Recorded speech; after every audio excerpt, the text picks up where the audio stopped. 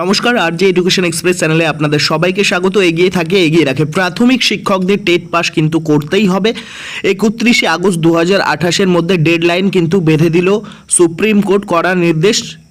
তো এই ইনফরমেশনটা আপনাদের জানাবো কি কি এখানে বলেছে প্রাথমিক শিক্ষকদের জন্য সুখবর, টেট পাসের সময়সীমা বাড়ালো সুপ্রিম কোর্ট। কতদিনের মধ্যে পাস করতে হবে আমি একটু আপনাদের জানিয়ে দিচ্ছি কি ইনস্ট্রাকশন রয়েছে বা আগে কি হয়েছে। প্রাথমিক শিক্ষকদের জন্য সুখবর, টেট পাসের সময়সীমা কিন্তু বাড়ালো সুপ্রিম কোর্ট। জানানো হয়েছে 31শে আগস্টের মধ্যে আপনাদের কর্মরত শিক্ষকদের কিন্তু পাশ করতে হবে। যাদের চাকরি আর 5 বছর বাকি আছে তাদের কিন্তু করার দরকার নেই, মানে যাদের আর 5 বছর বাকি রয়েছে তাদের আর প্রয়োজন নেই, আর বাকিদের কিন্তু সবাই কিন্তু করতে হবে। যাদের 5 বছরের কম চাকরি আছে তাদের ক্ষেত্রে টেট উত্তীর্ণ না হলেও চলবে, তবে তারা যদি পদোন্নতির আশা করেন তাহলে টেট পাস করতে হবে।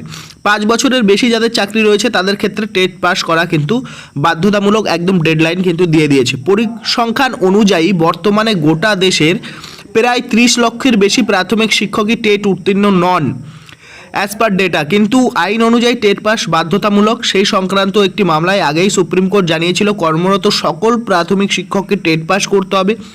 সেই সময় সাফ জানানো হয়েছিল নির্দিষ্ট সময়ের মধ্যে পাস করতে না পারলে কিন্তু ছাড়তে হবে চাকরি। তবে সেক্ষেত্রে এখানে দেখুন, তবে সেক্ষেত্রে সময়সীমা ছিল 31শে আগস্ট 2027 পর্যন্ত।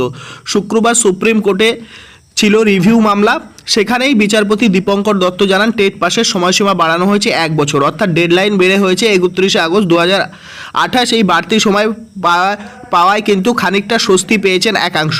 তো 1 বছর কিন্তু আরও সময়সীমা এখানে ডেডলাইন বাড়িয়ে দিল।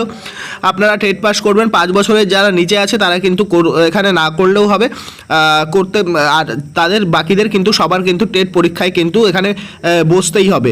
তো এই ছিল ইনফরমেশন, সুপ্রিম কোর্টের বড় একটা ডেডলাইন বেঁধে দিল, আরও 1 বছর কিন্তু সময় পেয়ে গেলেন। তো এটুকু ছিল ইনফরমেশন, আরও আপডেট কিন্তু আসছে, অবশ্যই আমাদের চ্যানেলের সাথে জুড়ে থাকুন। আশা করি সমস্ত ইনফরমেশন সবার আগে পাবেন। ততক্ষণের জন্য সবাই ভালো থাকবেন, সুস্থ থাকবেন। জয় হিন্দ, বন্দে মাতরম। ভালো থাকবেন সবাই।